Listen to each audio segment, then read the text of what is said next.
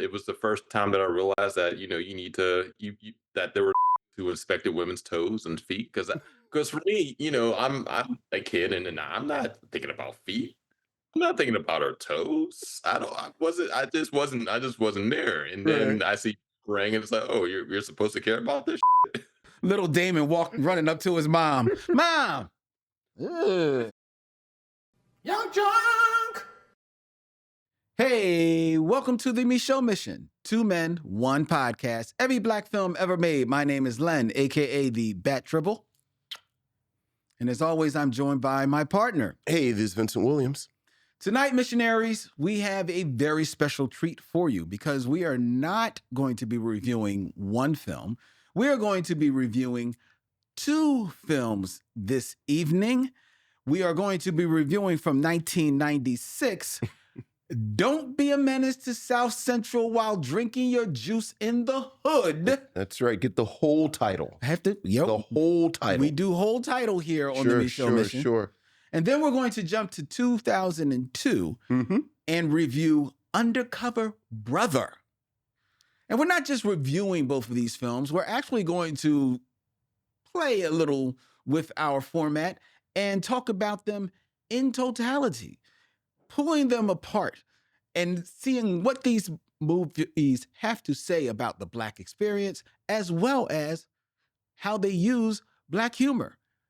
And who better to be our very special guest in this summer of comics here on the Micheaux Mission to talk about humor than none other than one of Vincent's very favorite humorists and essayists Absolutely. out there right now. Big fan. That's right. It's a very smart brother right here. That's right. It's another fangirl experience for Vincent tonight as we welcome onto the show Damon Young. How you doing, Damon? I'm great. I'm doing great right now. Thanks for having me. This is awesome. Yeah.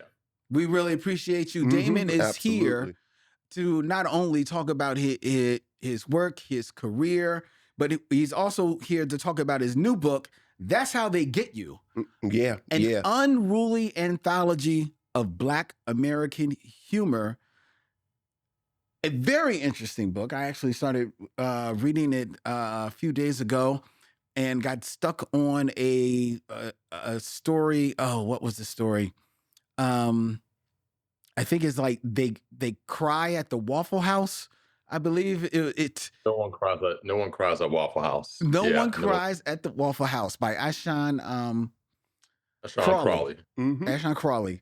A really interesting story about, one man's relationship with romantic comedies, as well as trying to find romance in his life and in Philly, where we are. So it was actually like, going through a road map through Philly. And I was like, oh man, you couldn't find love at the at 40th and Market. Like, what's going on, man? I felt bad. I felt sorry for the brother. Sure. But it's a great book, and we are very excited to have you here on the Micheaux Mission, Damon. Yeah. Just really quickly, the book is an anthology, 24 contributors, all new stuff except for one essay, but new stuff from people like Kirsey Lehman, Hanifa Doriki, Thisha Filio, Roy Wood Jr.'s in it, Wyatt Sinak's in it, Angela Nissel. I mean, we have a really just amazing roster, 24 generous geniuses who trusted me to be vulnerable, trusted me, with their work, with their humor. I don't think, we necessarily think of humor as like a vulnerable act. Like we don't associate humor and vulnerability on the same plane, Yeah. but it takes a lot to try to be funny. And if someone asks you, hey, I'm going to put this book out of a bunch of niggas being funny, right? And I want you to contribute, right? And so, Sean, like someone like Sean, he didn't write like a laugh out loud piece. He wrote a piece that was more like a more thoughtful, Yeah. meditation on dating and his love life as a queer Black man, right? And so, I put that call out. People gave me what they gave me, and I'm really appreciative of that, and also just the response. that it's been out for about a month and a half now, and Hmm. it's been all love, been on tour, talking to people about it. Also had an opportunity to do events with some of the people in the book, so that's been great too. So yeah, it's just been a really really fun summer. Busy, busy, tiring, hot, chaotic, messy. You know what I mean? Sticky. I went to Essence Fest last week. I'm still recovering, Sure, but sure. also fun. Well, certainly, as Lynn mentioned, I've been a fan of your writing since the very Smart Brothers and your SC writing, and certainly you were an editor on this. Anything coming down the pike from your pen? Yeah, yeah, yeah. So in this book, I also do have a couple original pieces, and I'm like sprinkled out in other places in there. But my next thing is a is my first fiction. Oh, okay. Um, yeah, and it's a satirical take on the performance of race, on racism, on sex, on anti-racism, on the publishing industry. Mm. It's called Snowdrop. Um, that's next up. I'm very excited and also terrified about this. Because About stepping into the fiction space?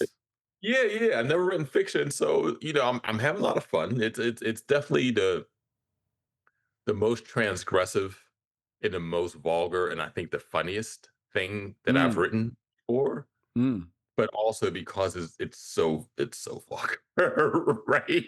It's so transgressive that I'm like, I'm waiting.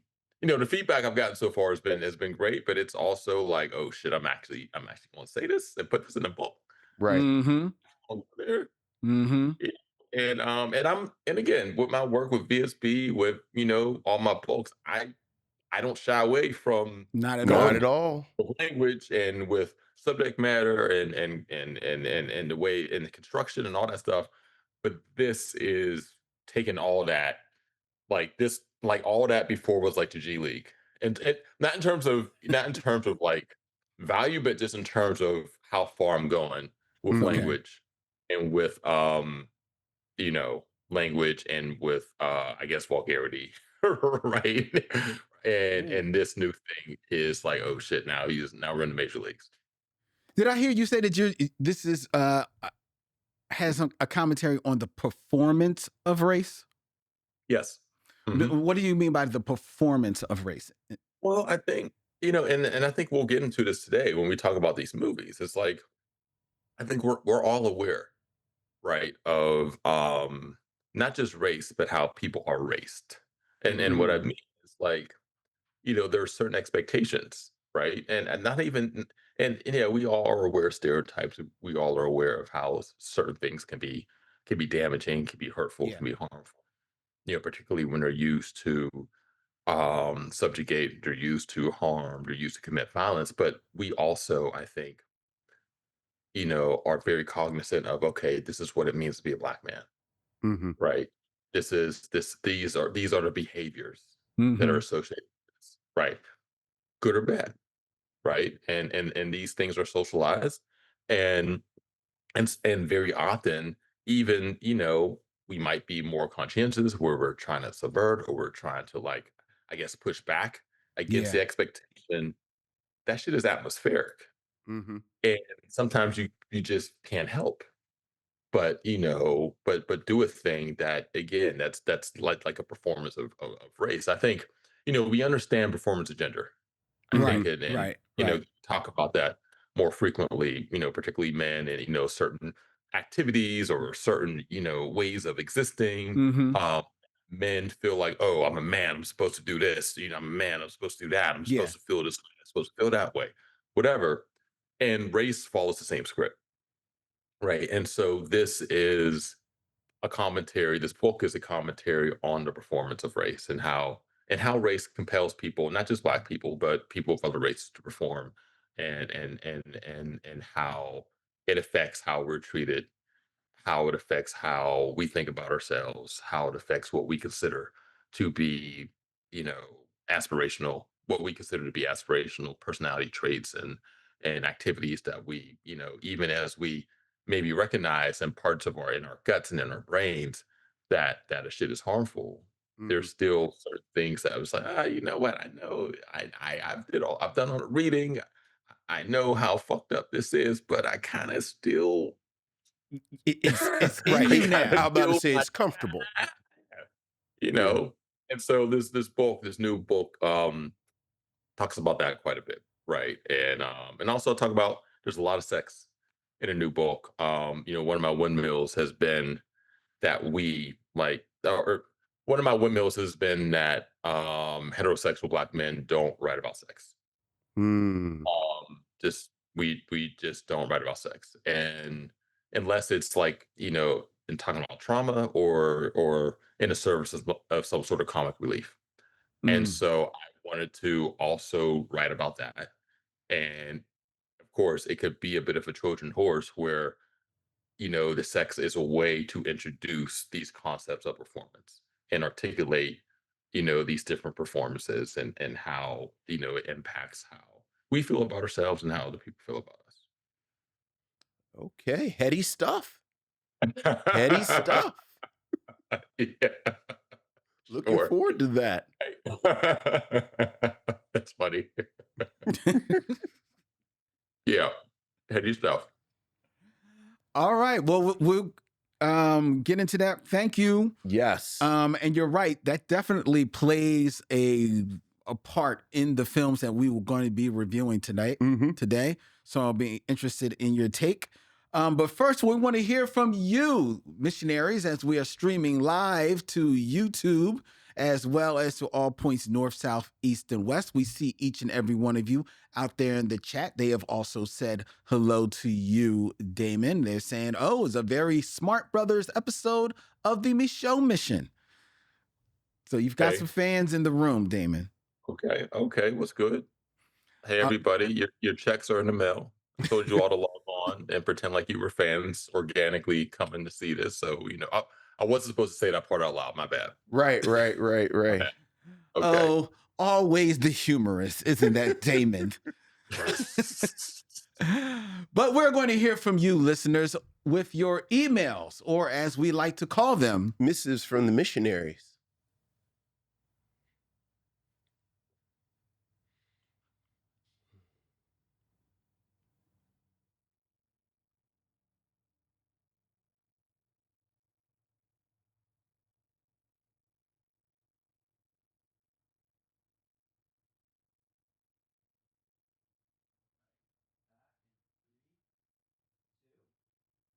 all right, we have an email here, Vincent, Damon, from Michael Lockett. Hey, what's up, Michael?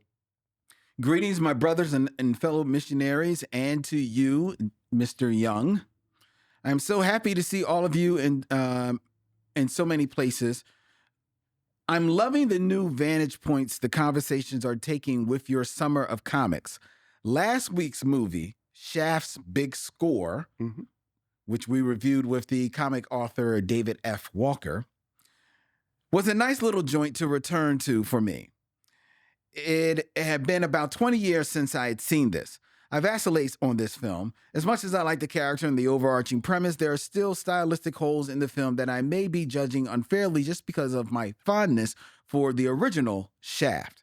I know it's hard to do a lot of times, but when you two do give some context to what was happening during the making of the film, it gives me solid ground to levy either harsh criticism or perfumed praise.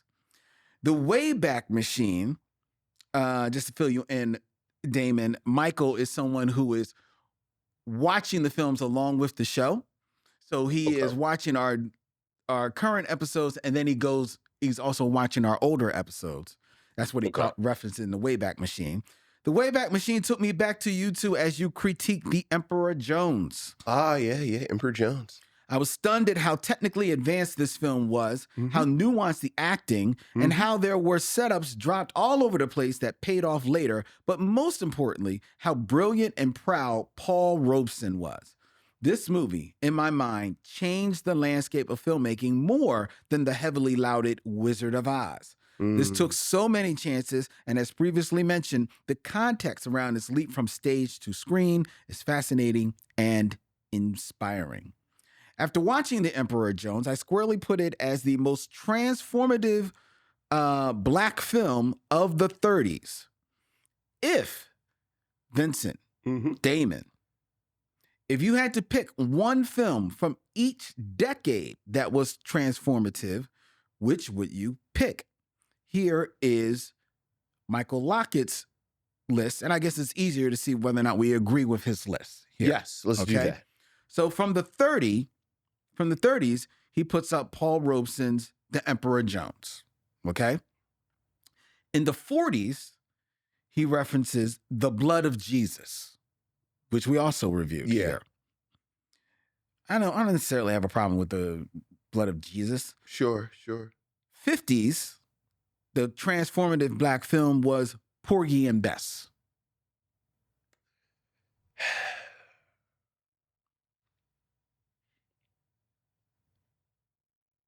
So Porgy and Bess more than Carmen Jones?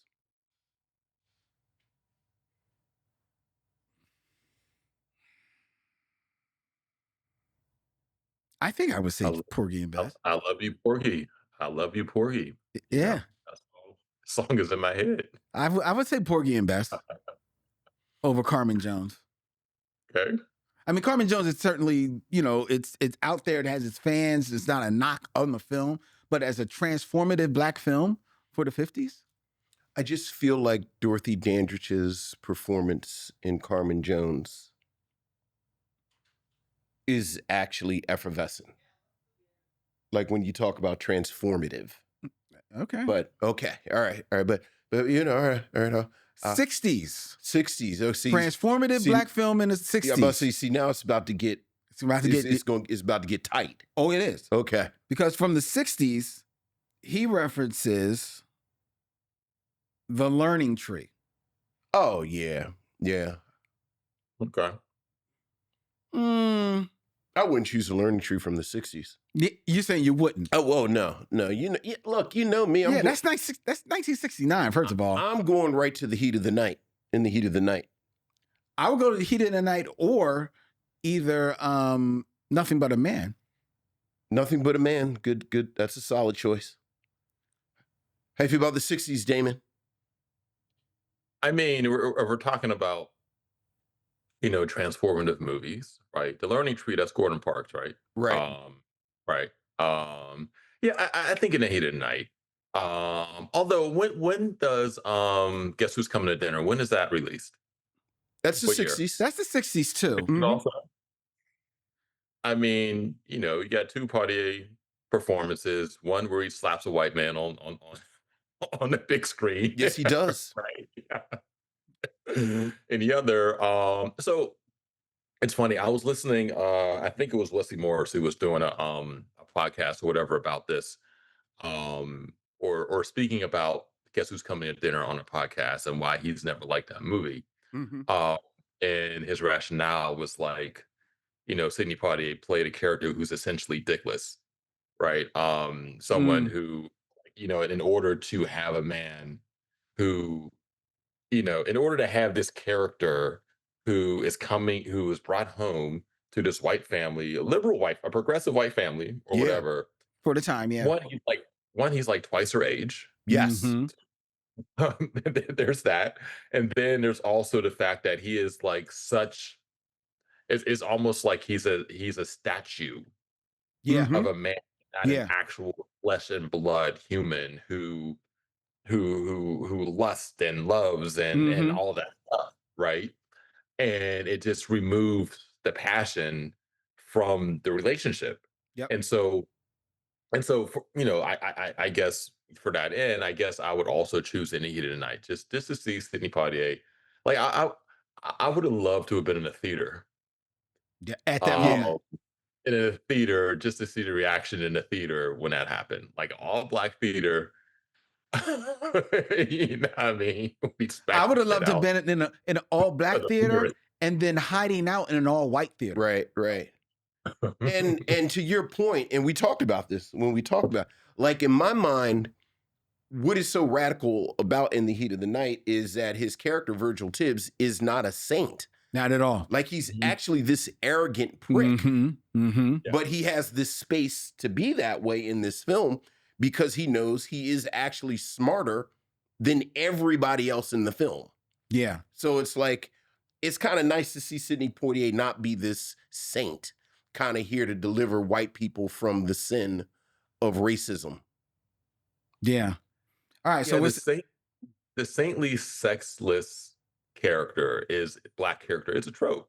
Mm-hmm. You know, male and female. It's a trope. It's like you have these people who, there's a magical Negro, but I think this even exists where it's not quite magical, right? But it's this person who has no interiority. exactly. Even but not even in relationship to whiteness, but you can't even see them actually existing as a flesh and blood person around black people either. It's Mhm. Right. like, is person actually a person, or is it just like a representation, like a sentient representation of quote unquote black excellence? Right. Uh, and I've just never, even as a kid, I was just never interested in that sort of depiction in movies, on screen, and TV, and whatever. Because it's just like, yo, this ain't a person. This is like, I don't know who the fuck is this. Is what is this? Jesus? This ain't like a flesh and blood person. Right. What's happening here? I know. All right. Let's go to the 70s. Okay, 70s. Michael, your list.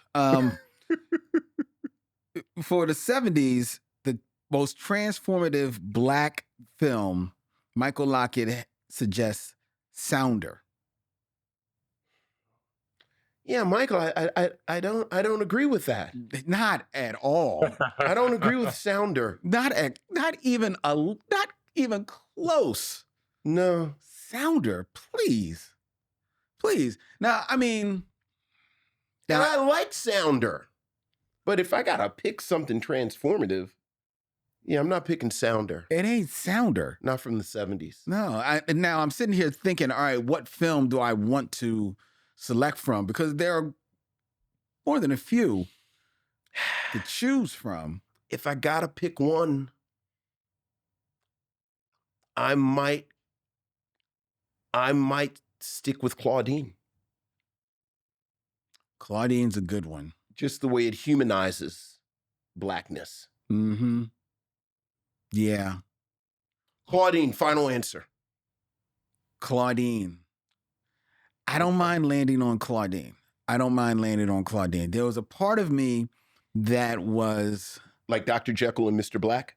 that was my Dr. Jekyll and Mr. Black? that was my 12th choice. Right. He transforms into a black man. Yes. Right there in the title, actually. Yes.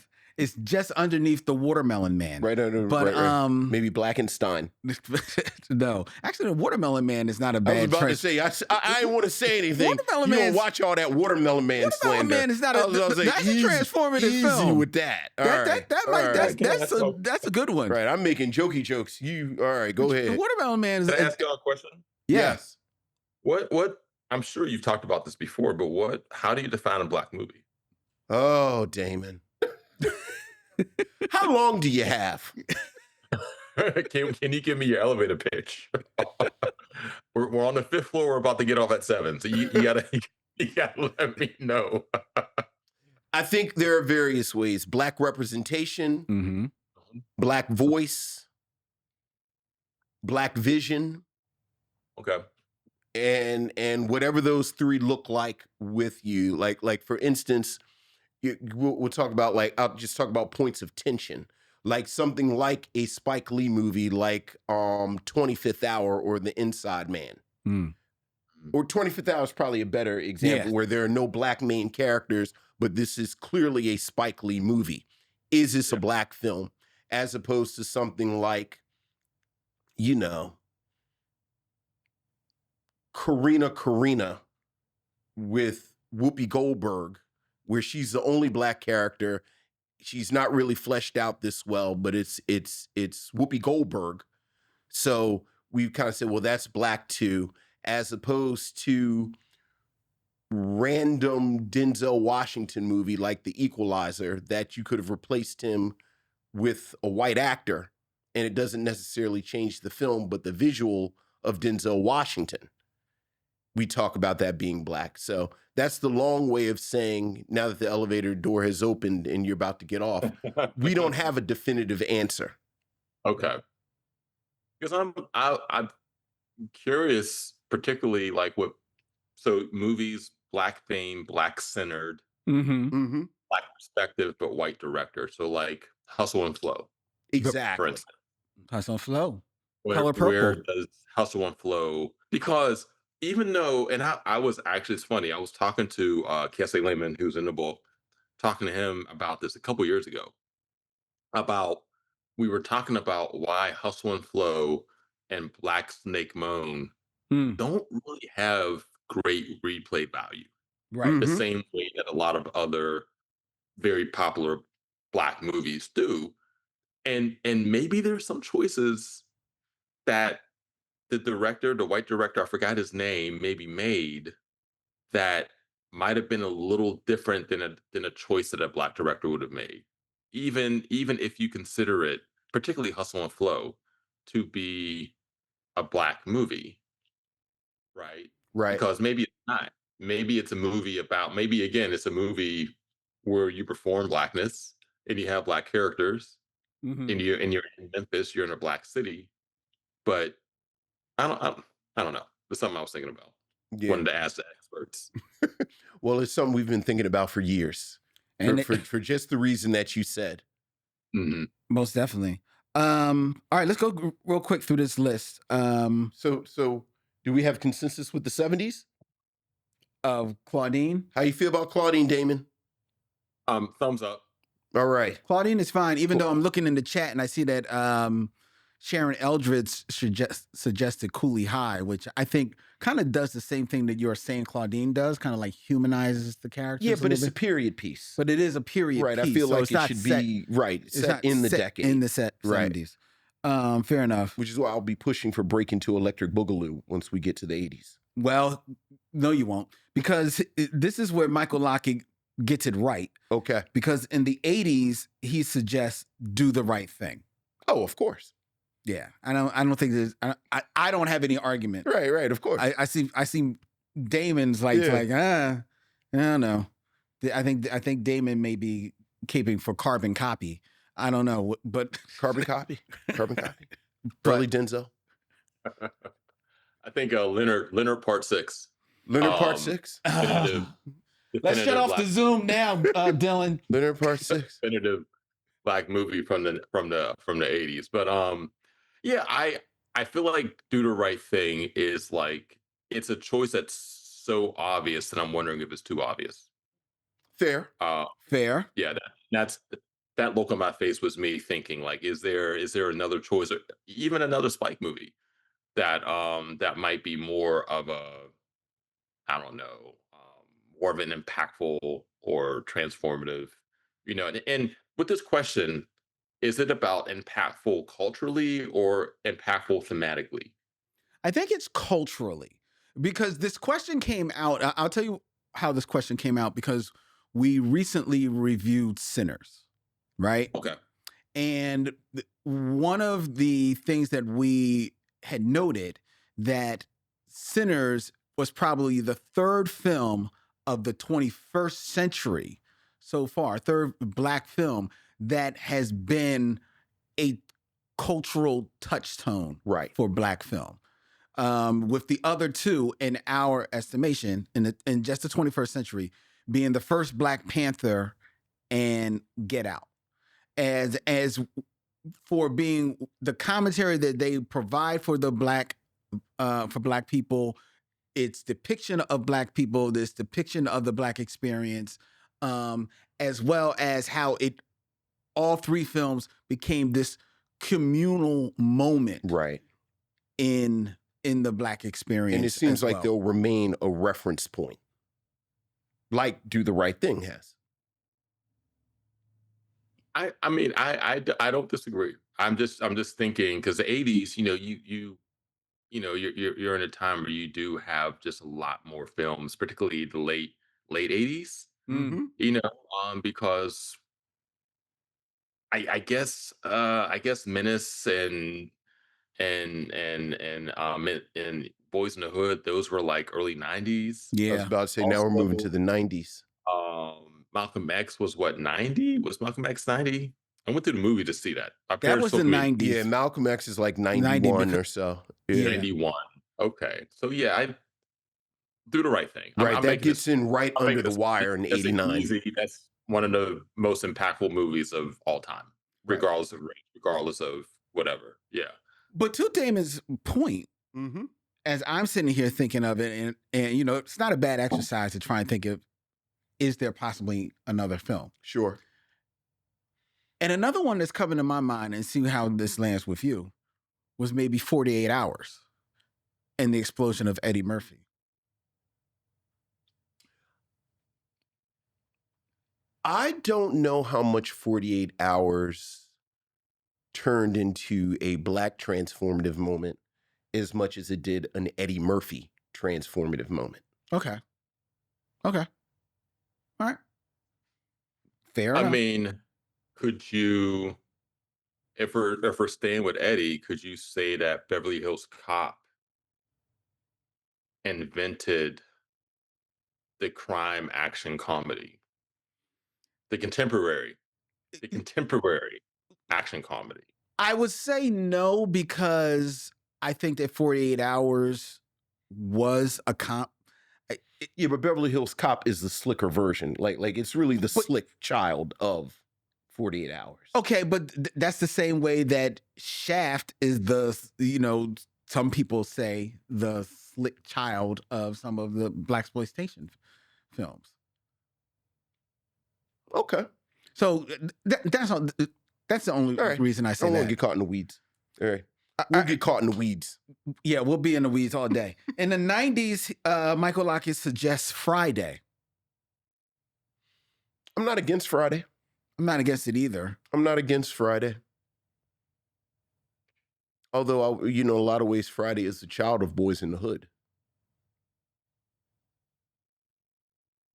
Yes, it is. But I do think Friday is more transformative. I believe it is because it marries all of those worlds together and makes them, it humanizes them, I believe. Okay. Like I said, I'm So this is first one where I do disagree. okay. I think it's a boomerang. And I think Boomerang.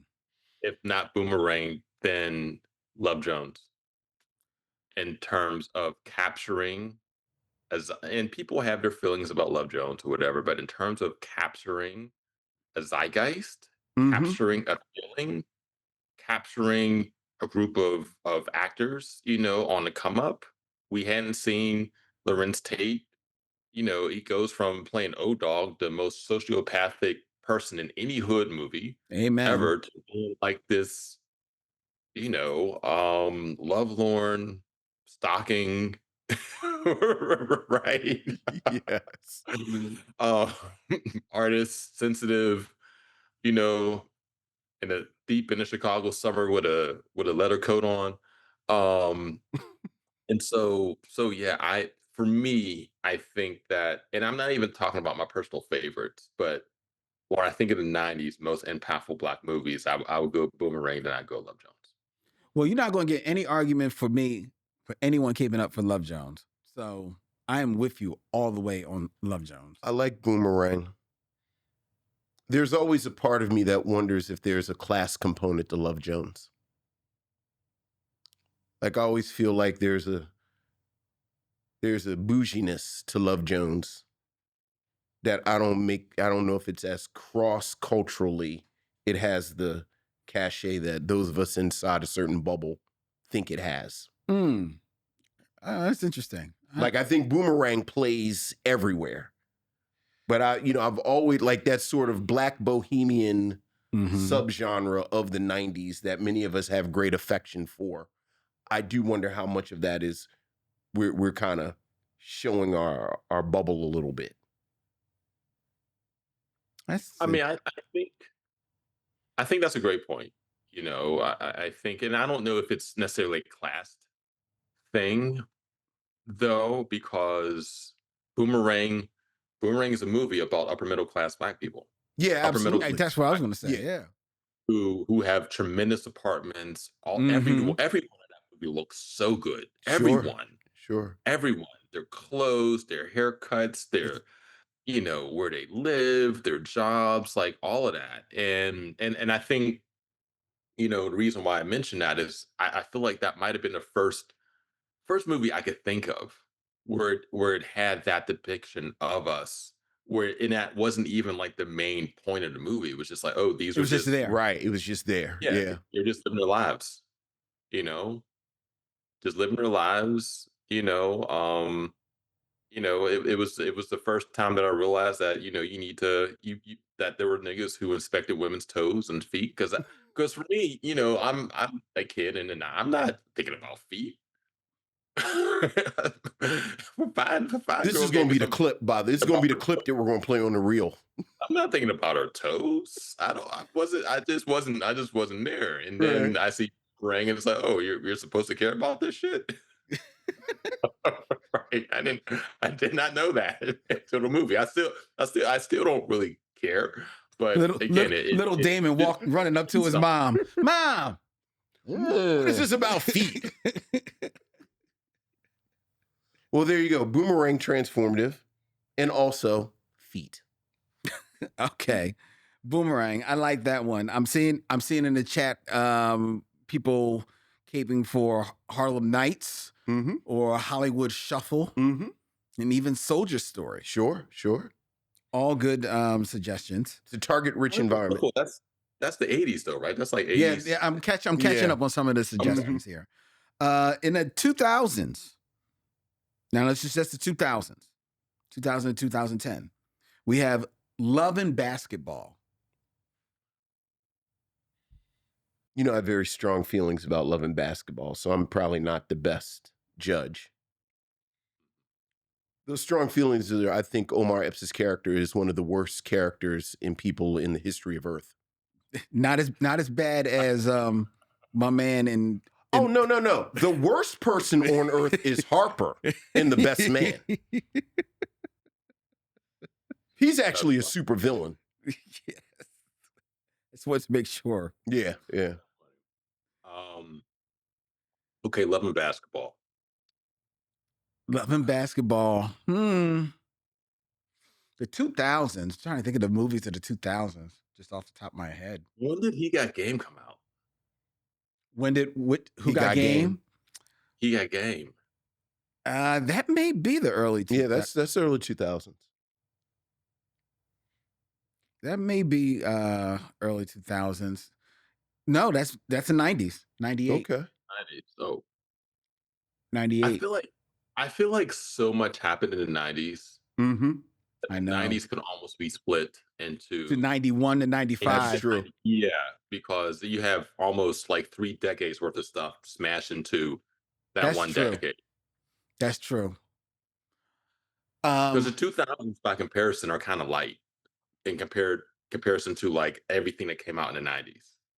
Because we could talk about 90s movies for the next 2 hours, for the next 2 days. Yeah, we Yes. could. Basically. And we've got 2 movies we got to talk about tonight. So let's real Yeah, quick. Yes. So I think it's safe to say that we Love and Basketball, we're iffy on that one.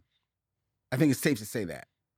Not knocking Love and Basketball, but as the transformative. The movie starts and he knocks her down and scars up her face. Okay, we know that. All right. And then it ends, he takes the little joint off his knee, and then suddenly he's like dunking on her.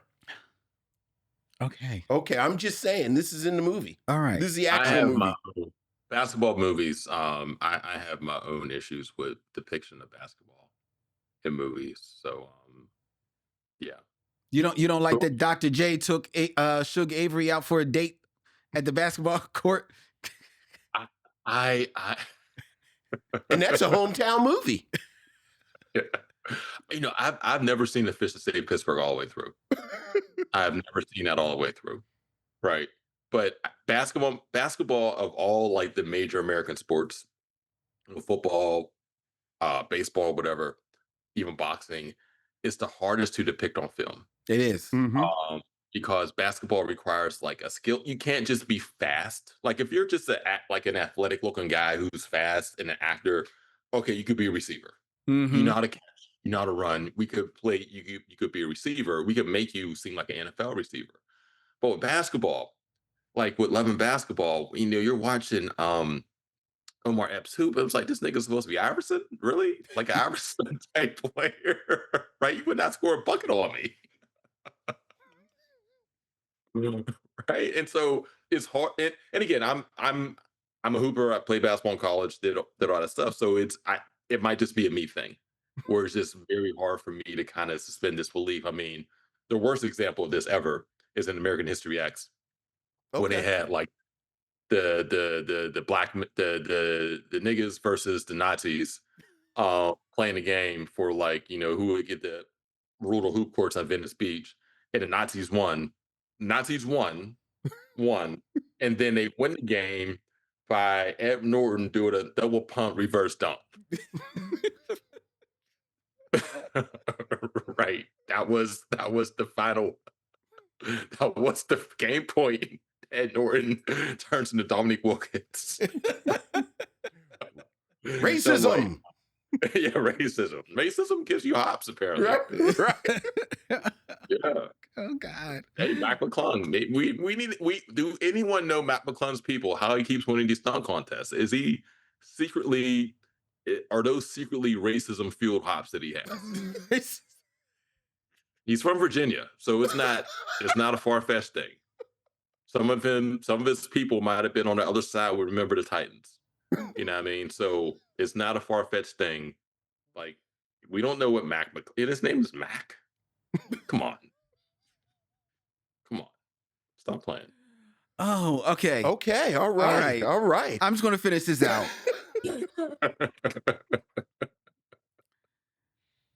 For the 2010s, Michael Lockett suggests Get Out. Okay. Sure. So putting that above Black Panther, which is 2018. I mean, one is sort of Black aspirational and Black escapism, and one kind of gets to the heart Yeah. of Black fear. Yeah. So I'm fine with I that. guess it depends on how you're feeling that day, what you're going for.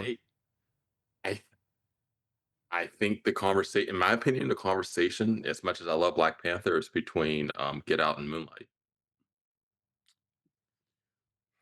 Okay.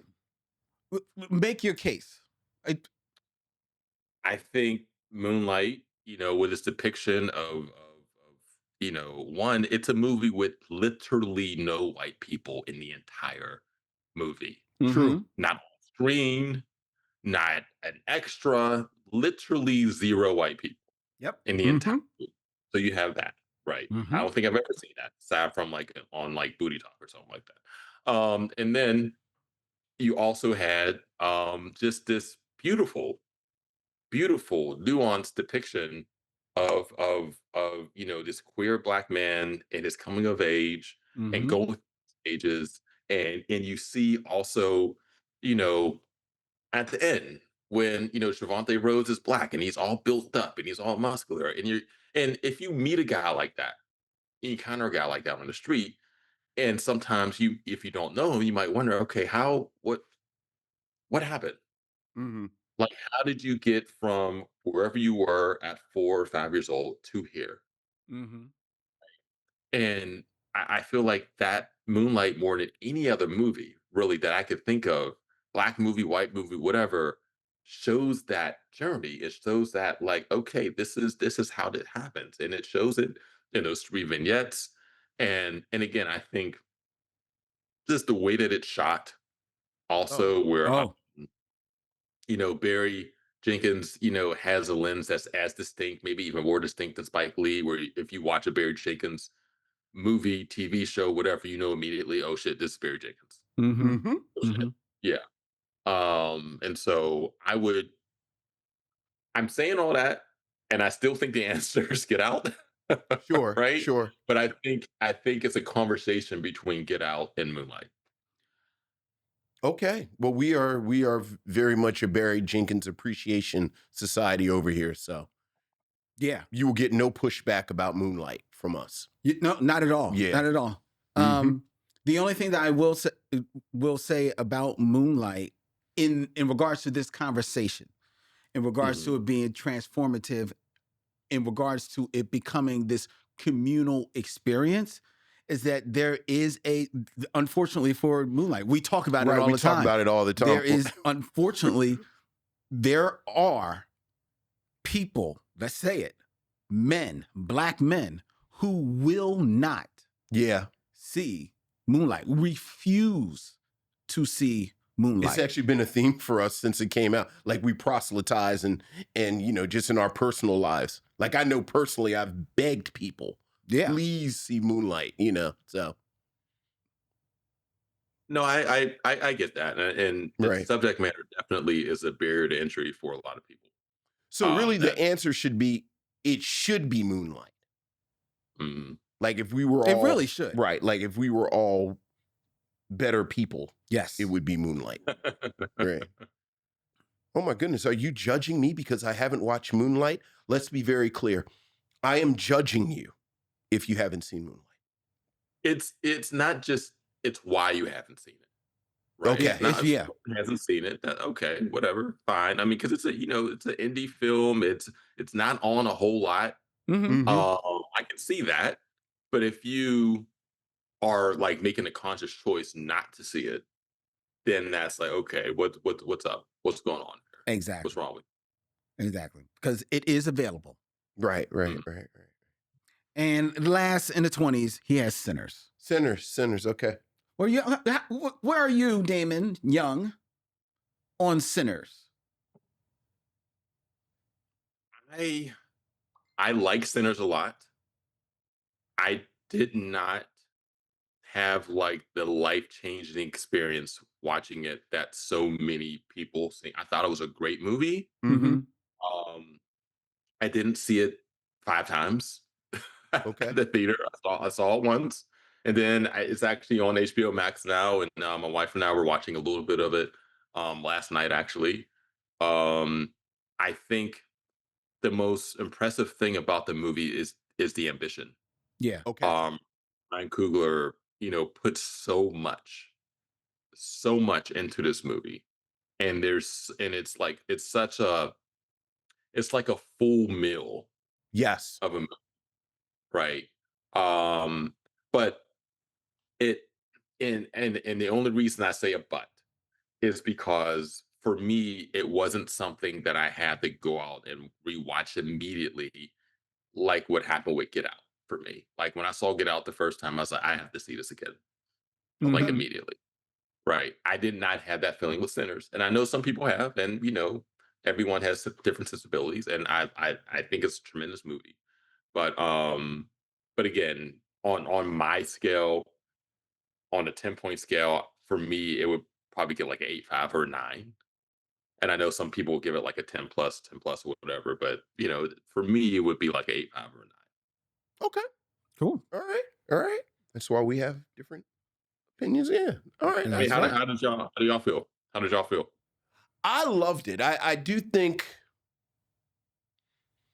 I do think it was transformative for me because I was fortunate enough to see it cold on a big screen.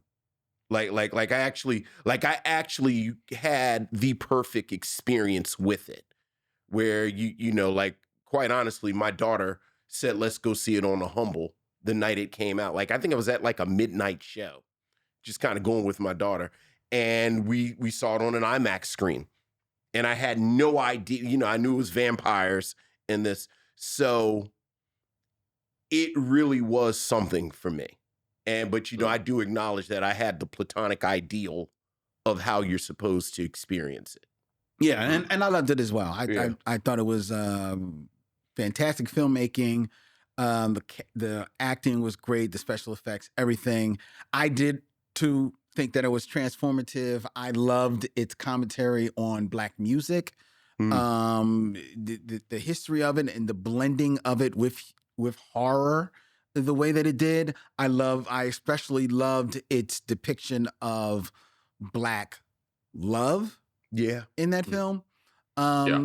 And it's done in a way that is not seen regularly on film anymore. So for all of that, I thought it was just an outstanding moment in the theater. So I'll say this because I want to be able to articulate one minor thing Okay. Okay. that I had an issue with, and it's not even an issue. It's more of just a personal like. I wish they hadn't done that. There's a lot of voiceover, Mm-hmm. um, and there's like flashback to things that we saw already on screen, and I just for me that kind of takes me out of the experience of watching the movie. Okay. Just generally. Yeah, in general, because I feel like a flashback to something that we just saw an hour ago is I don't know. It's like, yeah, I'm watching the movie. I'm here. I remember this scene. We don't have to see it again. Is there one particular moment or one moment Ah, specifically you're thinking okay. about? Okay, so before the big scene, before the big music scene with the Right. different Mm-hmm. genres, all that, it begins with Delroy Lindo talking about, he's like, there's an off-screen voice of him talking about how music can conjure and do all this stuff. And it's just, I, we already heard him say that. Mm-hmm. Just, and again, Ryan Coogler's a genius. Everyone involved in making this movie I am so impressed. So whatever. But I mean, all right. So there's a list that came out. This is changing subjects of like the 100 greatest players of all time, NBA players. Okay. I'm with you. Bleacher I'm Report there. had this list, and people have been debating the top 10.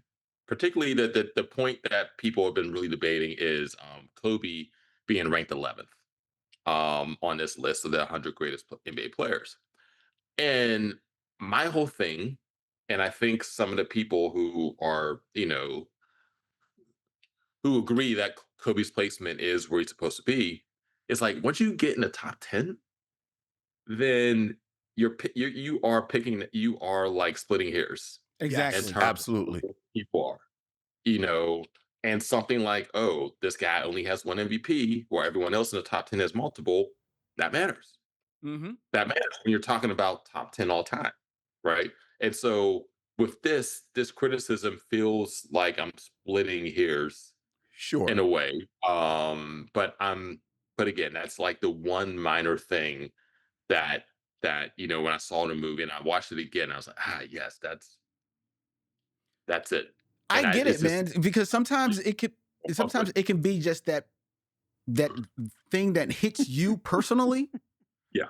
Yes. that just like, that's the ding that changes your score, Mm. I'm laughing because Damon is about to draw us into the great Micheaux Mission trap. And we're going to start talking about a movie that's better than the movies that we're supposed to be talking about. Like Damon, I got to tell you, I was all revved up to talk about the structure, and it's a blues song and the role of repetition. And I said, you know what? Yeah, no. It's going to be another 45 minutes. You're going to have to come back to Philly. We'll have to get beer or something, and then we'll do all that. Okay. I'm next time I'm in town, I'll hit you up. All right. I'm serious. Yeah, hold you to it. Yeah. But for now, Because I know it's people like, didn't they just talk about Sinners? Yes, we just talked about Sinners. we've done like 4 episodes on Sinners. It's now time for us to talk about the 2 films Yes. that we're supposed to be talking about tonight. Yes. Missionaries. It is now time for us to talk about Don't Be a Menace to South Central while drinking your juice in the hood. After now, to be known as Don't Be a Menace. Sure. Don't be a menace. Ellipses. And 2002's Undercover Brother. I will give you the rundown on both, and then we will open up the floor. Okay? Don't Be a Menace to South Central while drinking your juice in the hood is a 1996 American hood comedy directed by Paris Barkley in his feature directorial debut, written and starring Sean Wayans and Marlon Wayans, along with contributions from the families Wayans and Keenan Ivory and Kim Wayans. Sure. The film is It's also a nephew. Did you see they snuck a nephew in there? Oh, well, I'm sure they did. Yeah, I'm go sure, ahead. I'm sure, and I'm sure Mom did the craft services.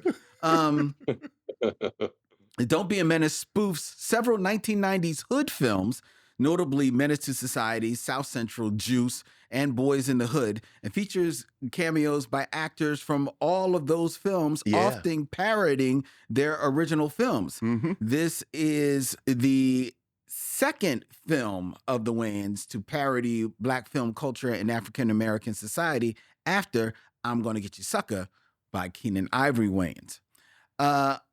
2002's Undercover Brother is a satirical spy action comedy blaxploitation film directed by Malcolm D. Lee, starring Eddie Griffin, with a screenplay by John Ridley. And it's based on the internet animated series that was also created by Ridley that spoofs blaxploitation films of the 70s, as well as a number of other films, most notably the James Bond franchise.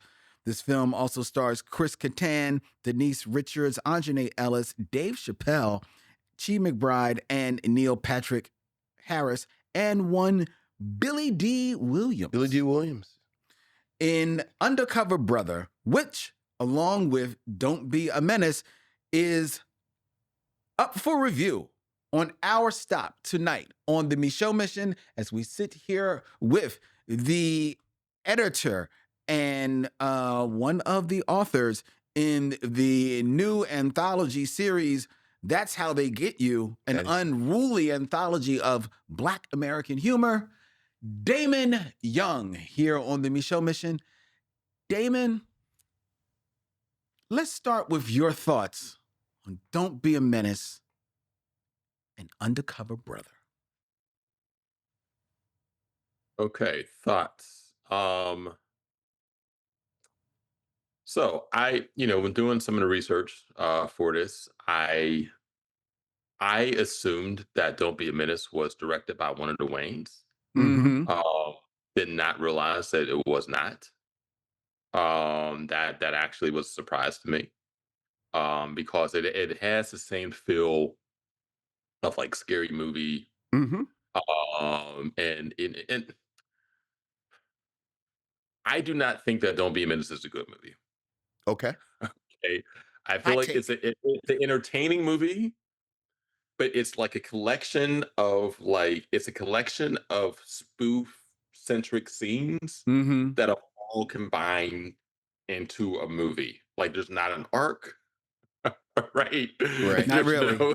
And a traditional structure of what makes a movie exists in this. It's just a collection of almost like skits, right? That just exists one after another. And it is funny because this is the second Wayne's brother parody like this. After I'm Gonna Get You Sucker. First, I'm Gonna Get You Sucker is for me is a must appear movie. It's the performances are a bit better. It actually the scenes, although they're also all spoof, all parody, they still fit. There's still like there's an actual story. There's an actual thing happening. There's an actual climax, right? And with Don't Be a Menace, it's just jokes. Right. It's just nonstop jokes. And it's one of those movies where I actually mentioned it as an example. So I teach humor writing workshops. I've done it, I did it when I was teaching at Vona, which is like a retreat for writers of color. And also I had it like a residency at the University of Pittsburgh. And one of the things I did in my residency, I taught like a humor writing workshop. And one of the lessons was about the difference between satire and parody. And satire doesn't even have to be funny. Satire, is a commentary. It's a commentary on something. Right. right? And sometimes it's told in a comedic way, sometimes it isn't. Whereas parody, everything is in service of a joke. Like every single line, every single scene, every single shot is in service of the next joke or a joke that's actually happening. And you can do that. Like I feel like Undercover Brother does that, and I think that again, I'm gonna uh, get you, sucker. I'm gonna get you sucker does it, right? Yes. But it Yes. also has an arc and a story, and it's an actual movie. Whereas Don't Be a Menace, again, I put it in the same vein as Scary Movie, where it's just like, okay, this is entertaining, Sure. but this is just these are just skits that are just Mhm. stitched together. And once you have like 15 of these skits, now you have enough for a movie. Right. Exactly. Right. I agree. Exactly. And I think it it's interesting that you pointed out this being directed by Paris Barkley, because I don't know about for you, but this was my first time seeing the film. Mm. So I always went into it with the assumption well, first of all, it's a Wayans movie, so I know there's going to be other Wayans, Sure. right? Sure.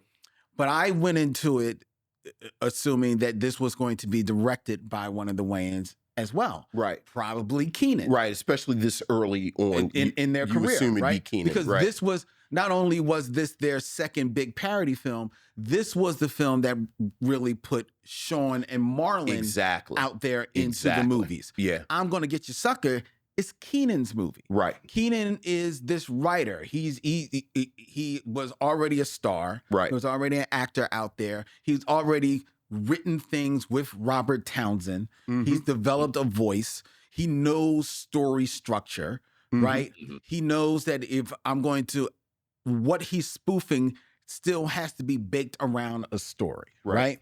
right? Which I think in especially in that time, he knows what he's spoofing, but he's taking his spoofing lessons from films like Airplane. Airplane. Yeah, Airplane is really, you look The at Zucker brothers. Right, you look at interviews with them and they talk about how this is like their document that Exactly. they studied. Yeah. Exactly. You cut to this film, Sean and Marlon, they take the wrong lessons from Airplane. Okay. Because you can look at Airplane and think it's just a series of skits, but there is an overall arc to the film. Sure. Right? And that arc that story propels the movie from the beginning all the way to the end. The characters have an arc. Robert Right. Hayes' character has an arc Right. in Airplane. Sure. Sean Wayans does not have an arc in Don't Be a Menace. Right. Just because it starts with you think he has an arc, maybe he's going to have an arc because he pulls up to the hood and his mom's dropping him off for him to learn some lessons.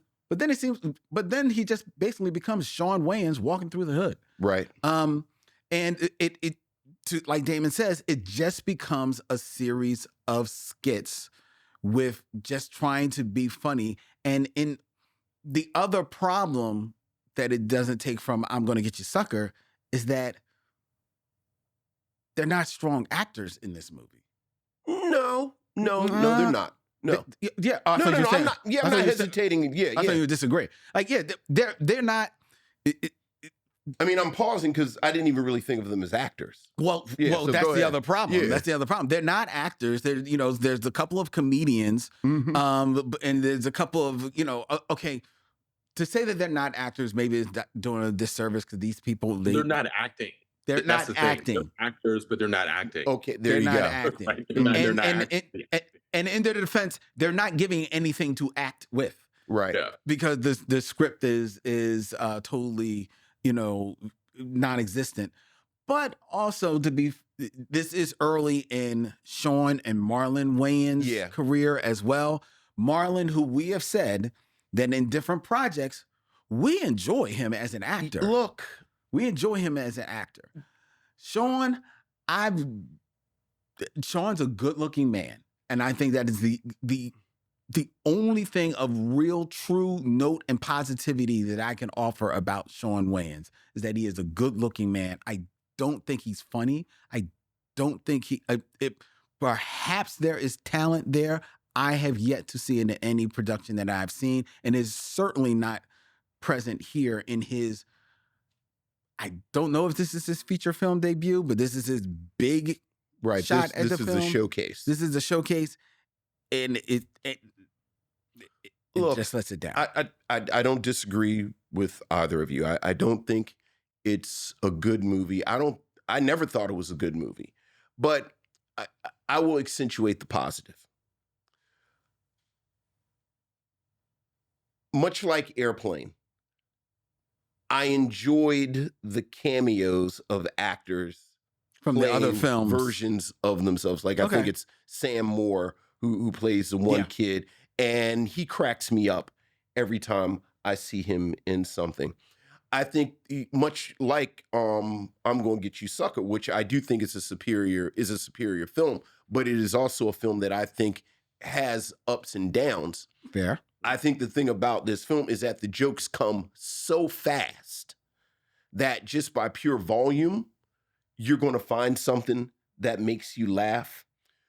Chris Spencer's My Milk of Magnesia and it has cracked me up since the first time I saw it. You know, I love the kid in the wheelchair in the hammer.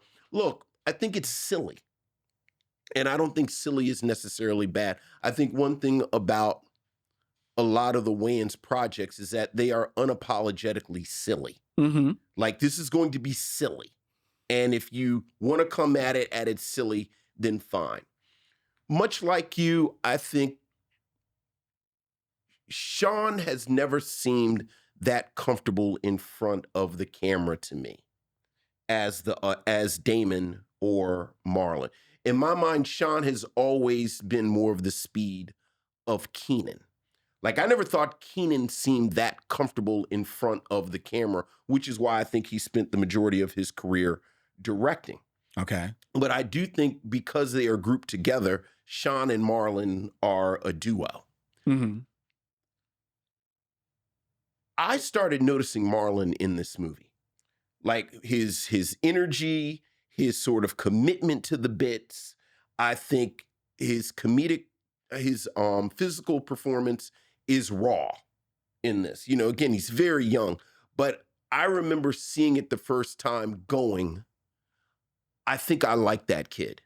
Okay. And then as we've talked about, as the years went on, Marlon, you know, in my mind, I always think Marlon is the most talented overall of them all. But I kind of see it from here. But, you know, it's kind of fascinating how the Wayans brothers, Sean and Marlon Wayans, they have like this kind of, these two sets of films where they have the spoof films. Yeah. And then they have, like Damon, next week we're going to talk about Little Man. And, you know, they have like the high concept films. Okay. And, you know, they're not what I would call great films, but I also think you kind of meet them where they are. They serve their purpose. I don't know how much I'm defending them against you two, but, you know, it was an hour and a half, it went off, and I said, well, there you go. I appreciate what you're saying too, and also that distinction between, you know, Damon and Marlon being better on camera, and Sean and Keenan not being as comfortable. I think also, you know, your point about Sean, you know, in terms of him being like very traditionally handsome, Mm-hmm. you know, very muscular. Same with Keenan. We talked So about that. Keenan fell into that might be a part of it too, where they're built and they look more like action stars, more like leading men. Mm-hmm. And now they're trying to be as zany and as flexible and as quick and whatever as their brothers, who are smaller physically, stature wise, and also just maybe just have more of that natural, like, I don't know, fluidity, you Yeah. know, that you need to do this sort of slapstick and also the other types of comedy that they're doing. And again, I think, you know, if we're talking keeping with the mains, I think Marlon, you know, with like Logo Dirty Shame, that could have been his lane if he kept on that. Like doing like the action comedy where he's like the straight Yeah. man right. and everything else around him is ridiculous. And maybe Sean could have had like a similar sort of lane where everyone else is funny Mm-hmm. and he's Mm-hmm. not. right? But again, I mean, we're talking about a family that has been extremely successful Very. Right. and making people laugh for the last 40 years, right? Um, and I will also say that the Bernie Mac scene is one of the funniest scenes in in movie history, Yeah. right? That is, I mean, it it is so absurd.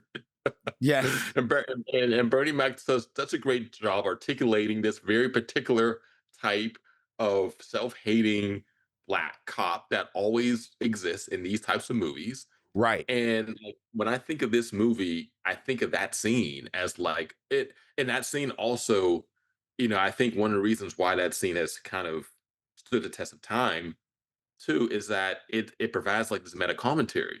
Like, Yes. yeah, Hmm. it's a critique, it's a parody of this scene, which is in every, seems like is in every hood movie, particularly Boys in the Hood, but it's also like, a dig, a shot at black cops. And Hmm. Right. also just again, we're getting into that question of what does it mean to perform race?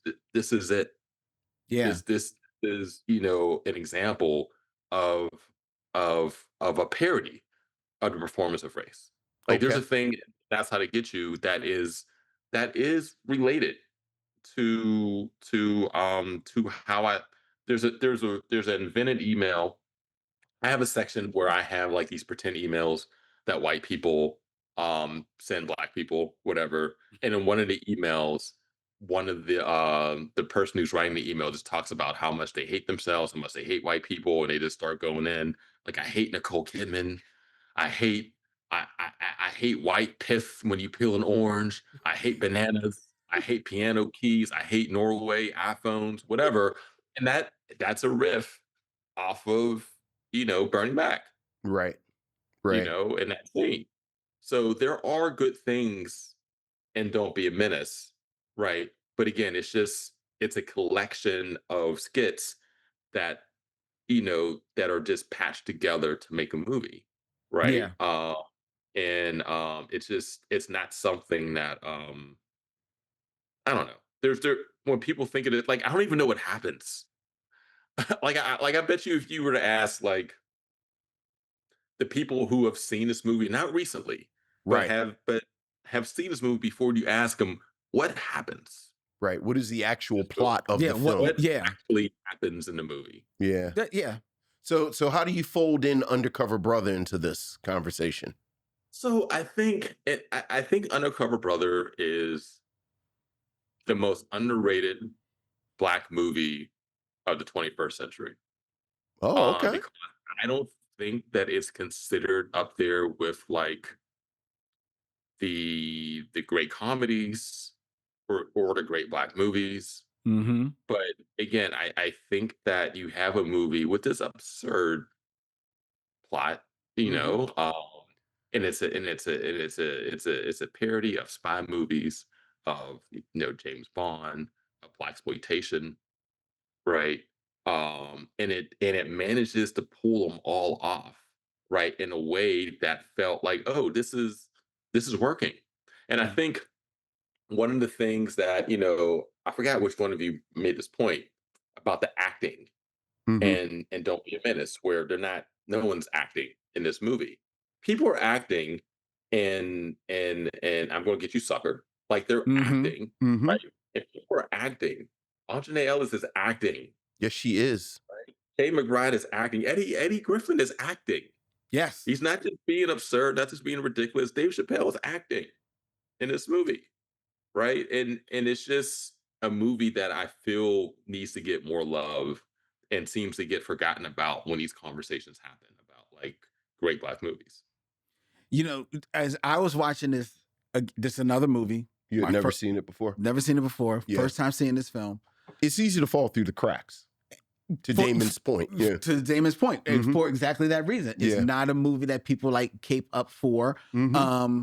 It's not a movie that there was a sequel starring the star. Right. We'll put a pin in that. It's not a movie that, for one reason or another, Eddie Griffith returned to. I don't know why. Yeah. But I turned it on, and I actually turned it on with expecting it to be good.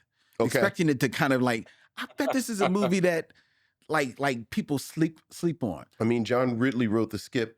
John Ridley, and Malcolm Lee directed it. So I'm like, you're like, the pedigree. Yeah. That's exactly what I absolutely. said. When I saw that Yeah. Malcolm D. Lee and John Ridley, I said, this has to be something, Yeah. right? Mm-hmm.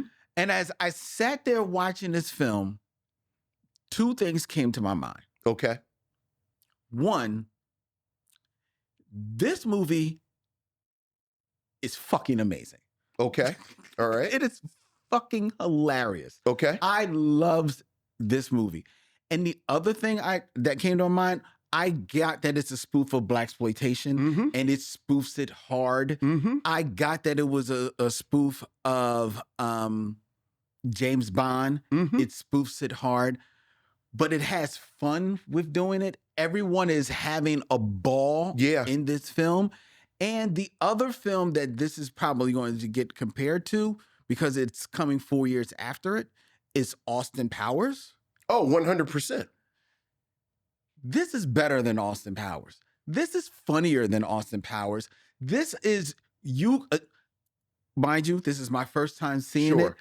I look forward to watching this film again in another couple of years, because I'm almost certain I'm going to laugh just as hard Sure. as I did today watching this film. I don't think it's better than Austin Powers. So I'll start there. And I think that says something about how good I think Austin Powers is, frankly. Okay. I think this script is amazingly smart. I love Lee's direction in it. I have to say that part of the reason that I am part of the demographic that Damon's talking about, that doesn't talk about this movie so much, it is just a personal taste thing. Eddie Griffith is like nails on a chalkboard with me. I totally get that. And this film ultimately is so good that I like it in spite of him. Really? But because I like it in spite of him, it always has this kind of drag That drag, yeah. behind it. Like, this is maybe my third time watching it from beginning to end. And every time I watch it, I am always surprised by how much I like it. Because I really do. And the funny thing, my end note that I had after watching these two movies together, frankly, is I said, wow, I really wish Marlon would have played Undercover Brother. Oh my God, no. No. I think Marlon Wayans would have done a good job. Okay, maybe he would have done a good job. I think Eddie Griffith is hilarious in this movie. Okay. I think Look. because what I like about this film is that in its sending up of blaxploitation in the James Bond films, is that Undercover Brother is not the smartest guy in the room. Yes. He's not an idiot. He's not a buffoon. He's not Blank Man. You know, he's not Meteor Man. You know, but he's cool enough. He's confident enough in who he is. Dude. Yet he still makes some mistakes. Dude, you over there trying to sell me on coconut. I don't like coconut.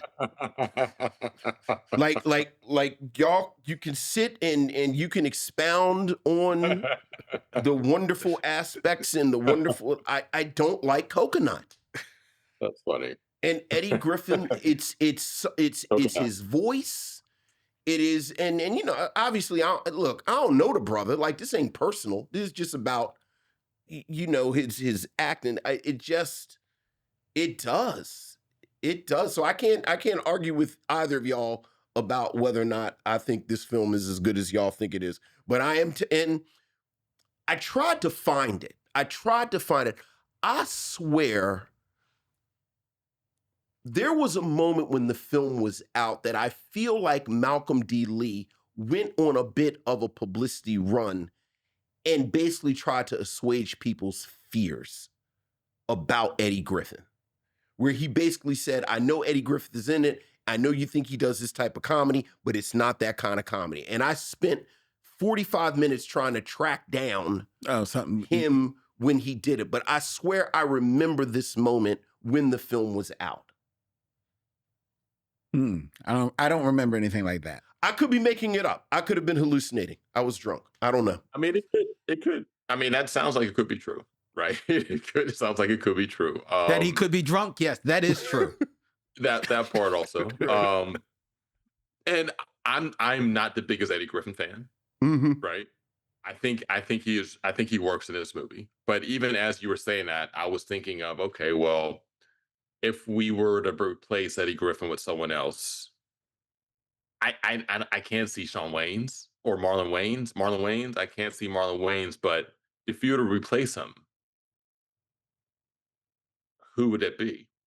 And who's like age appropriate? Because I think he needs to be a little older. He needs to be like in that like mid 30, like early 30, mid 30 range. So he can't be young. He can't be too old to do this. He has to be someone who's kind of lived a life, but still has space in his life to, for this new thing that he's doing. So and he has to be someone who can become Undercover Brother. Yes. Because at that time, you could maybe make the argument that, and maybe he's a little older, but in my mind, you could maybe make the argument to pull someone like Martin Lawrence into that. Yeah. But Martin Lawrence brings Martin Lawrence in every role. Look, I'm going to keep with the theme. I think Tommy Davidson could have pulled it off. I think pre-Oscar Jamie Foxx could have pulled it off before he became an actor. Jamie Foxx, I like. I think Jamie Foxx. I think another thing that we might be missing or discounting, I don't know how big Eddie Griffin is, right? But he feels like someone who could handle himself and be like the fighting scenes or whatever. It didn't take that much of a disbelief. Yeah. Okay. Right. Whereas I think with Tommy Davidson, I'd be like, nah. He's just too smart. Even when I watch like Bad Boys, I'm like, come on, man. Yeah, I think Chris Kattan beats Tommy Davidson's ass. Yeah. And so I think Jamie Foxx is perfect. I think Jamie Foxx is someone who has all of that. Could be zany, could be silly, but also is like, oh shit, I'm Undercover Brother now. I have to. This is a silly satirical movie, but this is kind of serious. I'm acting right now. And you talked about, Damon, about how silly, ridiculous the plot is, and sure, it's ridiculous, but it was also the plot of They Clone Tyrone. I wrote the same thing. It's also the plot I of was They Clone sitting there Tyrone. like they're sitting there talking about the chicken, and I said, "Is this They Clone Tyrone?" So I can't call the plot, but so ridiculous. Although in both of their defense, and we talked about this with They Clone Tyrone, I think this has been part of Black folklore, and Black conspiracy theory that they trying to get us through the fried chicken.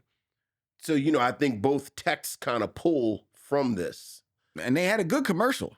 Look, I kind of like the commercial. Look, he had sides, he had desserts. He had the 8-piece nappy meal. He had the look.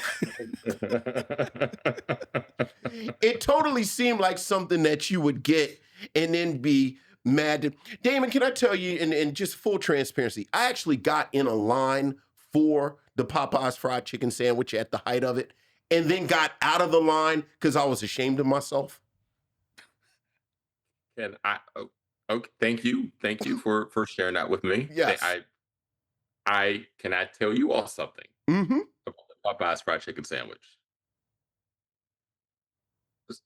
I take credit. I take partial credit for blowing up like it did. I do. When we looked at your resume and looked at your accomplishments, I didn't notice that on there. Okay, so this is what happened.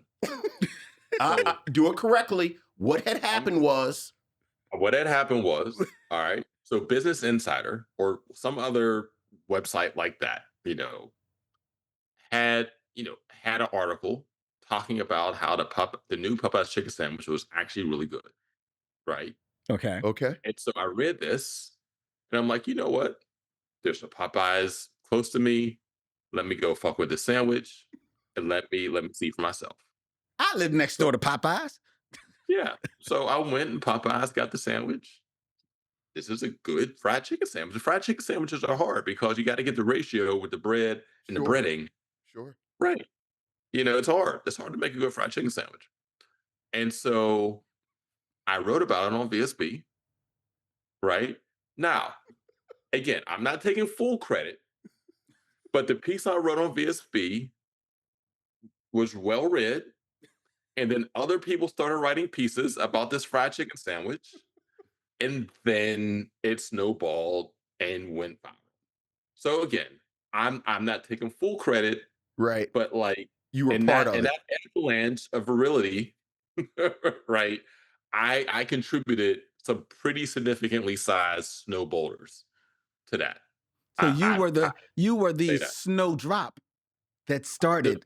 boom. I There we see what go. you did there. I see what you did there. That's right. Always on message. Go. Like there's two things as a blogging person that I will take somewhat credit for. It's that, and then it's also people referencing, talking about how when you mix together macaroni and cheese with a wooden mixing spoon, it sounds like sex. I was the first person in recorded history to say that. I might not have been the first person to say it out loud. Might not have Right. been the first person to make that recognition, but I was the first person to write that down and publish it. There you And go. now it's like songs and shit. So I'm just saying, Black History. Y'all didn't know y'all was gonna get a Black History lesson. Get me on this show. Look, we try and yeah. Well, we take our history where we can get That's it. right. So we And again, appreciate that. if you or anyone out there, if you've never heard the second thing before, the next time you make some macaroni and cheese, or you're mixing some sort of, maybe some pasta or something like that, something with noodles or some sauce, mix it around, and you're like, holy shit, this sounds like sex. Right? And hopefully you don't do it the other way around. And you're sitting somewhere going, this sounds like macaroni and cheese being made. I mean, Because that's not depends. sexy. I'm not going to kink shame, if that's what you're into. You might have listeners that are into different things, and I'm not going to kink shame anyone. We're past that. Okay. All right. Getting this train back on the rails. Back on the train, back on the rails. Before we turn to whether our recommendations for the films. Right. I did want to say, because I spent so much time sort of shitting on Eddie Griffin, I loved every performance in this film. Everyone. Like every, and speaking of somebody who a little bit goes a long way. Dave Chappelle. Oh no, I love Dave Chappelle in this. Oh, and okay. I've liked Dave Chappelle in movies. I thought Chris Kattan. Let me tell you. Like Chris Kattan worked, and again, I don't like a little Chris Kattan goes a long way with me usually. When Chris Kattan started dancing to Mary J. Blige, I was like, all right, Chris, I see you, man. I see what you're doing here. The funny thing is I read an interview with Malcolm D. Lee, and they asked him, how many takes did you have to do with Billy D. Williams? Like did he break when Chris Kattan was dancing? Mm. And Malcolm D. Lee, and I love Black people because it's Billy D. Williams, and you guys speak respectfully about Billy D. Williams. And he was like very serious. He's like, no, he didn't break because basically he's a professional. So he sat there and it was like just this absurd exchange where this reporter, who I presume was white, is like, but Billy D. Williams, Lando Calrissian, was he laughing when Chris Kattan was dancing? Malcolm D. Lee's like, no, he wasn't laughing at all. We only had to film it once because he's a professional. Yeah. But I did like Chris Kattan. I liked everyone. Sure. I like Chi McBride, You know, Anjanae Ellis. We talked about.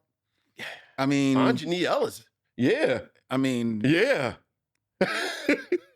It's a shame that it took her so long to kind of become a thing, yeah. because I felt like she could have, after this, because that was my first time seeing her, hearing of her when I Mm-hmm. saw this movie. And she could have been in action comedies, romantic comedies. Like she could have had that lane, Yeah. but Yeah. racism. It actually dawned on me when Denise Richards shows up in the movie that, Denise Richards is actually more prominent on a lot of the posters Oh than yeah. Anjanae Ellis. Absolutely. Yeah. And I'm like, Yeah, and now absolutely. admittedly, Denise Richards is a name. Right. She at was that a bigger moment, star at the moment. but still, I'm Yeah. like, yo, I mean, it still is decidedly a black film. Anjanae Ellis is decidedly the female lead in this movie. Yes, she is. So I was like, ugh. But yeah, Anjanae Ellis is great in this. Neil Patrick Harris, funny in this. Eddie Griffith is amazing in this movie. Like, look. I mean, he was getting like, yo, man. I mean, hey, he made Jim Kelly seem cool. Look, I defer to the compliments. This is a me thing. This is not an objective thing at all. I understand that. This is your me thing. Right. With this film. Right. All right. We're With allowed that, to have me. Hmm? No, I'm just saying we're allowed to have me things. That's right. yeah, we are. See? I had my me thing about Sinners. The flashbacks. There you go. Yeah, that was my me thing. I don't like flashbacks. There you go. I'm loaded with me things. You're that's what they say about you, actually. Was Denise Richards the most famous person in this movie when the movie was released? It's a good question. She probably was. She probably is. She probably was. No, let's put it this way. Yeah, she probably was. Like Eddie Griffith probably had a little. Because Neil Patrick Harris hadn't really started his second act yet. He hadn't popped yet. Yeah. He hadn't popped. This is actually when I realized he was funny. Yeah. See, but Denise Richards was probably the most famous person now. Like black people knew Denise Richards. I don't think like she like really resonated with us. Oh, I think Damon meant like just famous. But generally. as famous in general, yeah, she certainly. probably is the most famous person. Yeah, in this movie. So that's interesting. That's weird. Well, she's a Bond girl. Like when also. you think, was she a Bond girl? Yeah. Was she was? Yeah, I'm pretty sure she was in one of the. I'll verify it now since I both thought she was in like the sexy, almost Cinemax movies, and then of course she was in Starship Troopers. Yeah, she is. She was in The World Is Not Enough. Yeah, as a matter of fact, she is one of the most critiqued Bond girls because she was in The World Is Not Enough. Her character was Christmas Jones. Was that supposed to be a black character? No. That's pretty black ass name. No. She dropped off. No. However, Dr. Christmas Jones in The World Is Not Enough, which was a Pierce Brosnan James Bond. Which is why I didn't see it. Was an American nuclear physicist. Okay, stop. You could have just stopped at American, right? We were after American. It's like, come on, to get more ridiculous. So, yeah. Okay. All right. Fair enough. There you have it. We're getting late on time. Let's go. Let's start with Don't Be a Menace. Mm-hmm. Damon, with all that we have said of this film, we do recognize that this is a film that a lot of people enjoy, a lot of people return to. It is a film that is oft quoted, especially for its time. Would you, Damon Young, recommend that people see Don't Be a Menace to South Central while drinking your juice in the hood? Yes, I would. Not because it's a good movie. It has good parts, it has good elements, but it's also it's one of those movies where it's not a great movie, but it is an essential black movie. Mm-hmm. It is. What It's makes it the an only essential movie, black movie? it's the only movie that satirizes that late 90s, early, that late 80s, early 90s period of all the hood movies.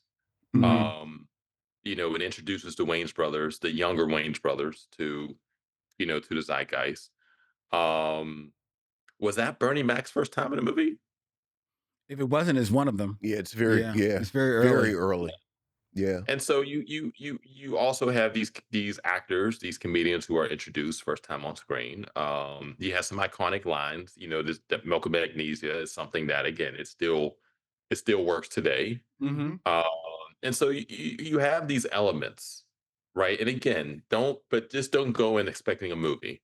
Don't go in expecting an arc. Don't go in expecting knowing what actually happens because it's one of those movies where if you just change the sequence of every scene, it doesn't change the movie one bit Mhm. whatsoever. Right. Like that Bernie Mac scene, that could have been a second scene in the movie, and it changes nothing. Changes absolutely nothing, right? And so don't go in expecting a movie, but go in expecting to be sporadically, intermittently entertained. Okay. Okay. Okay. Just to answer your question, this wasn't his first time on film because he was in Friday, which predates this. That was 1995. Okay. Vincent, what say you of Don't Be a Menace? I would also recommend it for the same reasons, and also again, I do think Marlon Wayans is one of the more fascinating actors of the past couple of decades. Mm-hmm. So if you're interested in Marlon's journey, it kind of starts here. Mm-hmm. And I do argue that even then you could see the spark Mm. of what I think makes him him. Um I think there are funny moments. I think there are enough funny moments in here that again, I think I kind of group it with Scary Movie and I'm Gonna Get You Sucker, where I don't like a lot of the jokes. Like the jokes don't hit, but they come so fast that if you just sit there for 45 seconds, it's gonna be a joke that makes you laugh, and that'll hold you to the next one. Mm. So I would recommend it. Okay. Well, I would not recommend Don't Be a Menace. Okay. I think you are actually better served. I think the scene with Bernie Mac is an iconic moment. Mm-hmm. I think it is almost like a short film, a short piece, a little masterpiece inside this, pseudo Saturday Night Live, sketch fest that we have here. That's available on YouTube. Sure, That sure. you can watch, fully get the context of it, fully get the humor of it, and honestly, the humor of it is there, but it's also a commentary on the greatness of Bernie Mac Mhm. as a performer in that scene. I think you can watch that. Everything else about this film, I think you can leave it alone. And to Damon's point about it being like, the one film that parodies that like these types of films, Mhm. Friday is not a parody film. But I think that Friday is a humanization of those types of films Mhm. in a way that I think it while it doesn't play as a parody, it almost it has a bit of a, and you two English professors will tell me if I'm using the word wrong, satirical look at those films Mhm. that I think it does offer a commentary on those films, that genre of films that Don't Be a Menace says it does, but I don't think actually really does. So I think Friday lives in the lane of that Don't Be a Menace tries to, and therefore You don't. you don't have to go to Don't Be a Menace. If you watch Don't Be a Menace when you were young and you've got the member berries of loving this film, God bless you. Mhm. Live on those. You don't Yeah, need don't to watch return to it. All right. don't return to it as a grown up. There's only one out. There's only one movie, one black comedy that I would not recommend, that I just think has no redeeming value whatsoever, and that's Soul Plane. Yeah. Yeah. Oh, Soul Yeah. Soul Plane is just a movie about sex joke. Like every joke in a movie, where 90% of the jokes are about sex and about black dicks and about white women being available sexual. mhm. Like the entire movie, it's just sex joke, sex joke, sex joke, sex joke, sex joke. And they're not good ones No. Yeah. either. Yeah. So Soul yeah. Plane is a So deeply offensive film. yeah, it like it's actually if it's actually Yeah. like, and I don't have pearls. I'm not clutching the No, pearls I no, don't no. have. But yeah, Soul Plane is like an offensive movie, offensively bad, Oh, right? it is. So It is. I also invite you to watch Rappin', but that's my bridge. okay. But let's go to Undercover Brother. Yeah. Where stand you with Undercover? I will start. Mm-hmm. See Undercover Brother. Mm-hmm. If you haven't seen it in a while, return to Undercover Brother. Yeah. If it is possibly, yes, to Vincent's point, maybe the best thing that Eddie Griffith has done solo. He's been a part of some things. But I just think that the ensemble cast, him definitively as the lead, I think the story, I think it's funny. I think it knows what it wants to do. I think it's smart. I think that it's absolutely, there are moments in this film that I just died laughing, rewound the film, and I don't do that often. I think it is just so smart, so humorous. I think it is up there as far as these parodies films. It is up there with Black Dynamite for me. Okay. It is that good. I enjoyed Undercover Brother a lot. Vincent. I did not enjoy it as much as you two, but I did enjoy it, and I would recommend it. I think the performance, I think the script is really smart. Mm-hmm. I love Malcolm D. Lee's direction. Like, I think there's a kineticism to his direction that he doesn't necessarily have the opportunity to show in a lot of his films. Like, his films tend to be a little more talky. Yeah. And you get to see a side of his direction that you don't often see. Again, I think the cast from top to bottom, including Eddie Griffin, is doing good work. You know, again, I have a personal taste thing, but outside of that, I 100% agree with you. Yeah, I would absolutely recommend it. And Damon? Yeah, you get no recommendation with no qualifiers from me. Go and see it if you haven't seen it. If you haven't seen it in a while, go watch it again. Also, I want to give some props to Malcolm Lee also too, because I think that he creates movies. He has a very significant range in terms of the movies that he creates, right? And I don't know if along with Undercover Brother being underrated, I think Malcolm Lee might be somewhat underrated as a director too. I mean, That's fair. because I this 100% is agree with you. creator of The Best Man, and also Girls Trip. Yes. And Girls Trip is a movie that was a smash hit, right? Yep. I mean, has there been another like ensemble black female driven gross out comedy No. like that? No, there Has that hasn't. ever existed? Nope. Right? And so I think that Malcolm does a really good job of just you could tell that you could tell when someone loves black people by Exactly. how they depict black people on Exactly. screen, the choices that they make. And even if you don't agree with every choice, you could be like, okay, this person loves black people, and you could tell Malcolm Lee has a deep love for us with the movies that he creates. Yes, he does. Well, there you have it, missionaries. There you have it. That is our review of Don't Be a Menace and Undercover Brother. But you be the judge. Go check out the films. At the end of the day, two directors, actors, crews, they got together to make two movies and put them out there for you. Okay? Yep. Damon Young, the author of his book, is out there right now. He's got, I mean, I don't know why he wastes his time with us. That's how they get you. That's how they get an you. Unruly anthology of Black American humor. Out in bookstores now. If I had to A lot send you a of fun. nickel for every time I say that's how they get you, I'd owe you a lot of nickels. You owe me a lot of nickels, probably like 17 nickels. I say it all the 85 time. That's how they 85 get you. He's going to email you his address. Right. I'll just send some nickels.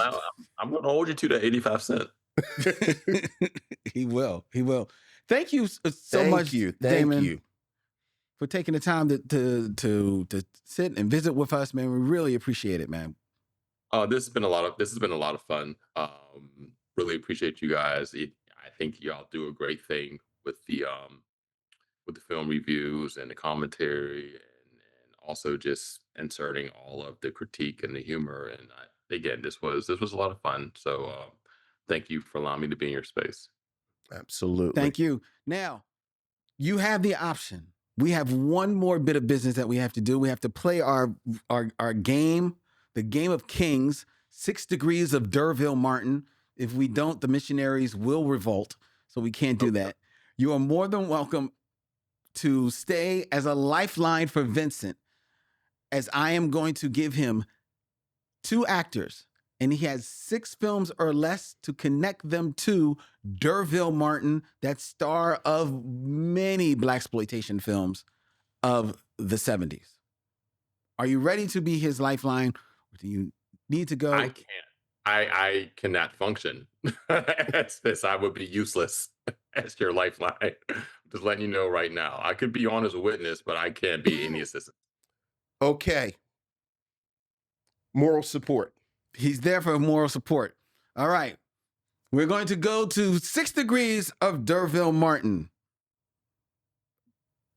You're not playing the music, are you, Dylan? I am, yeah. All right.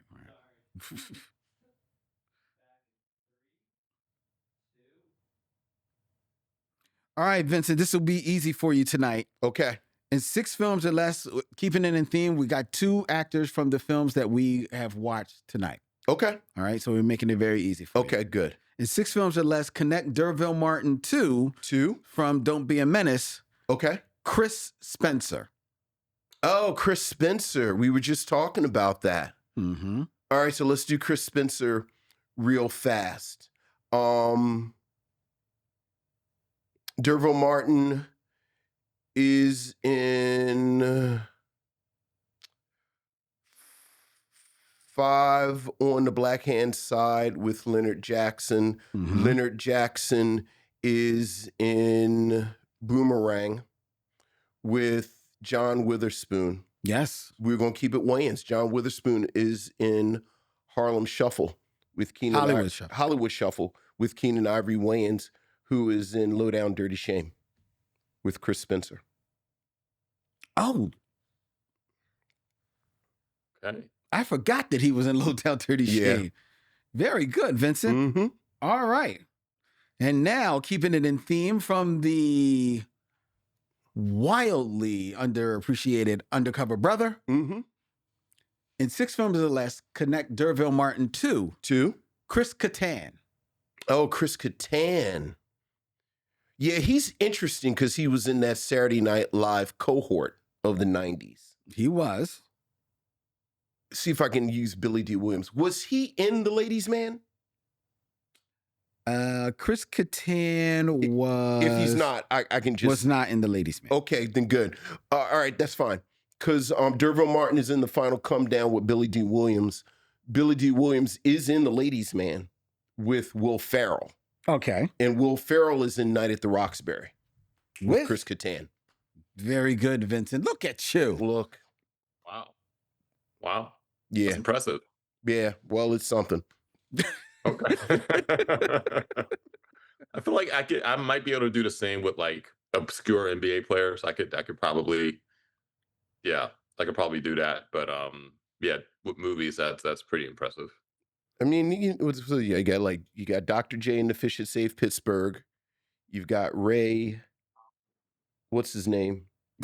I was waiting for you, the non-sports guy, that you'd start thinking that you could pull. No, we just talked about him and he got game. Mm-hmm. I mean, I don't know his name. Ray Allen. Ray Allen. You've got all of the players in both of the Space Jams. Okay. All right. I thought you were going to go to Bow Wow's movie. Who all is in Like Mike? Is Spud in Like Mike? I forget who's up. You probably can. You probably can do the basketball players. I didn't mean in movies. I just meant I noticed you didn't. yeah. Vincent doesn't really follow the sports ball. Right. It's so I knew you didn't need movies. Right. But I was going to stick with the movies. Yeah, I know. I pull for whoever you guys are pulling for. Like, yay, our team. Boo their team. I appreciate it. Thank you. Yeah. Damon, all right. thank you so much. We're going to let you get out of here, man. Appreciate you. Thank you so much for taking the time with us, brother. All right. Of course. I'll holler at y'all next time in Menace City. Please do. Please do, brother. Or you come to the burg, holler at me. All right. We'll make it so. All right. All right. Good night, Take brother. care, man. Be safe. All right. That has been Damon Young. Before we tell you what we're going to be reviewing next week here on the Micheaux Mission, I invite you to send all of your thoughts. Email us at micheauxmission@gmail.com. That's MICHEAUXMISSION@gmail.com.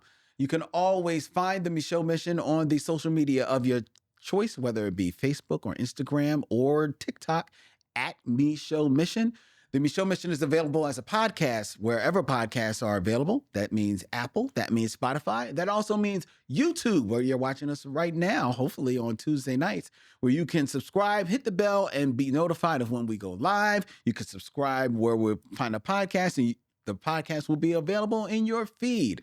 The Micheaux Mission streams live every Tuesday night at 7 p.m. from Young Chunk, Philadelphia's premier video podcast palace. If you want to book yourself in one of the many studios that they have here at Young Chunk, they are actually building more studios as we speak. They are behind soundproof walls right now.